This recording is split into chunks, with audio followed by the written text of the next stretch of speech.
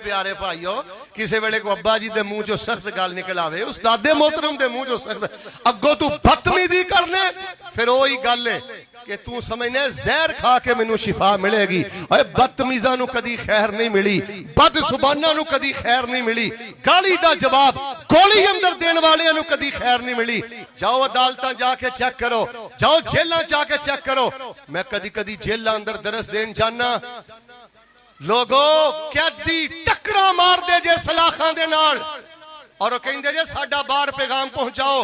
माड़ी जी गल होई सी ते मैं फायर कर दिता, माड़ी जी गल होई सी मैं गिरबान पकड़ लिया ते मेरी सारी जिंदगी दाव ते लग गई है। मैं दुनिया दी जहन्नम अंदर फस गया।